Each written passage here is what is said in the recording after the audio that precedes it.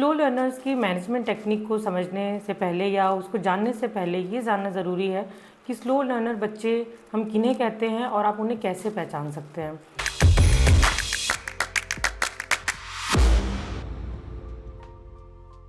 तो slow learner ऐसे बच्चे हैं जो प्रॉपर इंटरवेंशन सपोर्ट मिलने के बाद भी अपनी उम्र के बच्चों से पीछे रहते हैं सीखने में, चाहे वो डे टू डे लाइफ के काम हों, एकेडमिक्स हों, हर तरह की चीज़ों को सीखने में वो थोड़ा स्लो होते हैं, उन्हें डिफ़िकल्टीज़ आती हैं, इसलिए उन्हें हम स्लो लर्नर कहते हैं। अगर IQ स्कोर्स की बात करें तो अगर हम स्टैंडर्ड्स टेस्ट करते हैं IQ असेसमेंट के लिए, तो जो इनका IQ स्कोर आता है वो 70 to 85 के बीच में होता है, जिनको कि बॉर्डर लाइन इंटेलेक्चुअल डिसेबिलिटी में रखा जाता है। तो मतलब ना तो ये इंटेलेक्चुअल डिसेबिलिटी में, क्योंकि ऐसे क्राइटेरिया मीट नहीं करते जो डायग्नोसिस ये बताए कि बच्चे इंटेलेक्चुअल डिसेबल हैं, लेकिन 70 to 85 के बीच होने की वजह से IQ स्कोर, जो भी काम हम इनको सिखाएंगे उसमें ये थोड़ा डिले होंगे। 3 मेन ऐसे कैरेक्टरिस्टिक्स हैं जिनको ध्यान में रख के आप इनको पहचान सकते हैं। सबसे पहला, इनको कॉम्प्रिहेंशन की डिफ़िकल्टी आती है, दूसरा इनको एक्सप्रेशन की डिफ़िकल्टी आती है, और तीसरी ये रैशनल थिंकिंग में वीक या कमज़ोर होते हैं।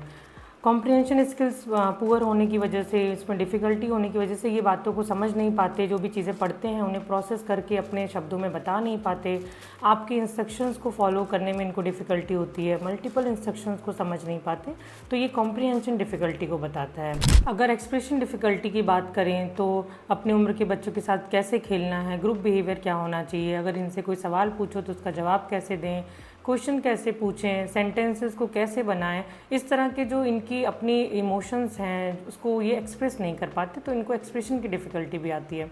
तीसरी जो रैशनल थिंकिंग की प्रॉब्लम है उसकी वजह से ये बच्चे, आप जितना सिखाएंगे सिर्फ उतना ही सीखेंगे। तो प्रॉब्लम सॉल्विंग की जहाँ बात है, डिसीजन मेकिंग की बात है कि कोई चीज़ समझ के फिर डिसीजन लें, फिर उसके आगे का वो सोच पाए, तो लॉजिकल थिंकिंग इनकी वीक होती है, पुअर होती है, जिस वजह से कई बार ये बहुत सारी चीज़ें जानने के बाद भी उसे बता नहीं पाते।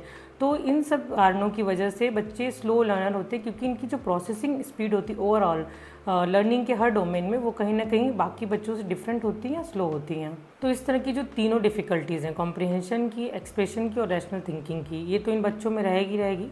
तो इन बच्चों को हम इंटरवीन कैसे करें, क्लासरूम में मैनेज कैसे करें, या जब आप इनके साथ काम कर रहे हैं, इनको पढ़ा रहे हैं, तो उसको किस तरह से सिखाएं।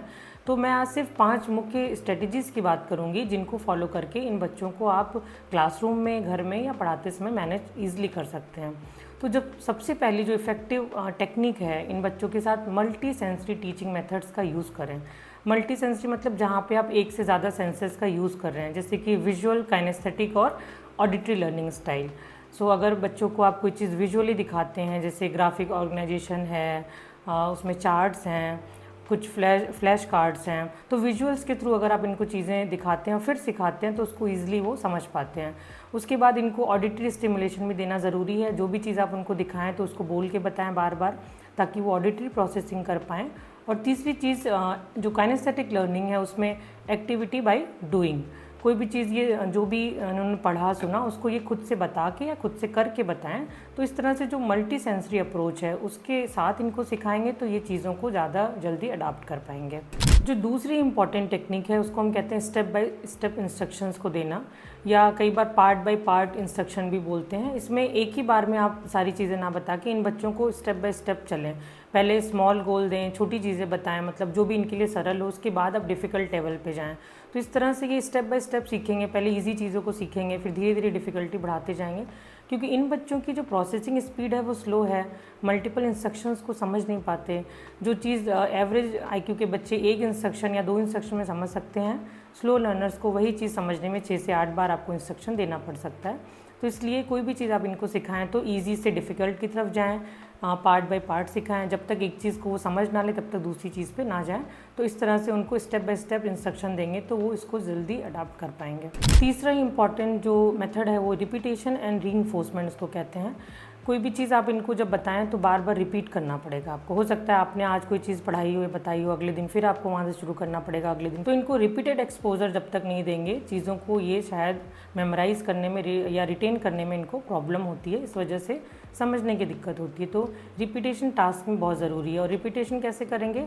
अलग अलग तरीक़ों से। अगर डिफ़िकल्टी लग रही है बच्चे के साथ तो अपना मेथड चेंज कर दें, कुछ चीज़ें आप गेम्स के थ्रू सिखा सकते हैं, कुछ चीज़ें आप पीयर रिव्यू, जैसे आपने एक बच्चे को सिखाया, फिर दूसरे बच्चे को उसको प्रेजेंट करने को बोल दिया, फिर इनको सिखाने के बाद बोलें कि अपनी लैंग्वेज में से या अपने जो भी इनका स्टाइल है उससे प्रेजेंट करें।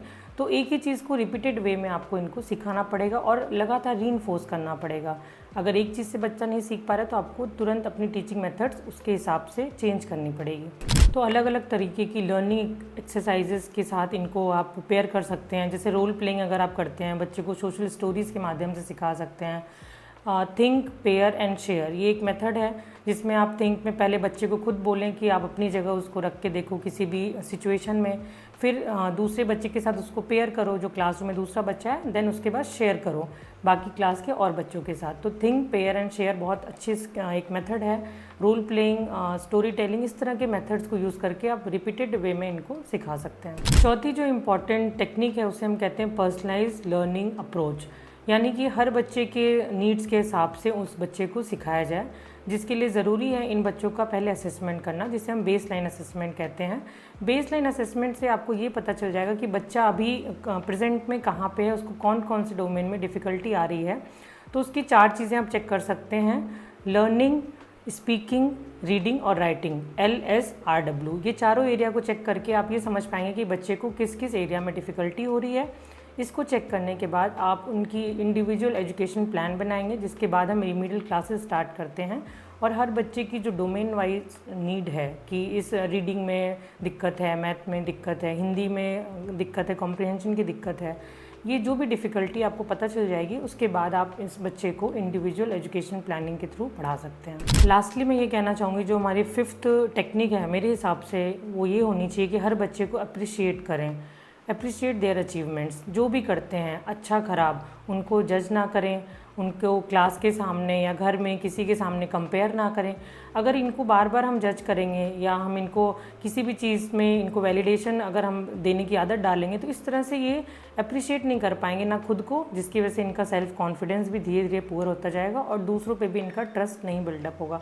तो किसी भी तरह से आप इनको रीइंफोर्स कर सकते हैं, पॉजिटिव एक अप्रोच के साथ इन बच्चों के साथ काम करें, हर छोटे बड़े अचीवमेंट को शेयर करें, सेलिब्रेट करें, तभी आप स्लो लर्नर बच्चों के साथ काम कर सकते हैं और ये बहुत बेहतर तरीके से आगे बढ़ सकते हैं अगर इनको एक इंडिविजुअल सपोर्ट मिलता रहे हर डोमेन में।